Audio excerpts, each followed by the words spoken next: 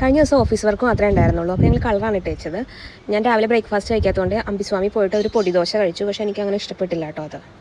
ദോശയൊക്കെ അങ്ങനെ കഴിച്ച് വേഗം തന്നെ തിരിച്ച് ഓഫീസിലേക്ക് വന്നു. കാരണം രാവിലെ ചെയ്ത് തീർക്കാൻ ഒരുപാട് ഡ്യൂട്ടി ഉണ്ട്. അപ്പോഴാണ് പെട്ടെന്ന് തീരുമാനിച്ചത് ഒരു ഫിലിമിന് പോവാമെന്ന്. അപ്പോൾ രാവിലെ തന്നെ വർക്കൊക്കെ വേഗം തീർക്കുവാണ്. 1:45 ഷോ. സെൻട്രൽ സ്ക്വയർ മാളിലാണ് കേട്ടോ. അലി ഉണ്ടായതിന് ശേഷം ഞാൻ ഇപ്പോഴാണ് സിനിമയ്ക്കൊക്കെ പോകുന്നത്. നേരത്തെ അങ്ങനെ പോകത്തില്ലായിരുന്നു. കുഞ്ഞിൻ്റെ ഒരു സേഫ്റ്റിയും കൂടി കണക്കിലെടുത്താണ് പോവാത്തത്.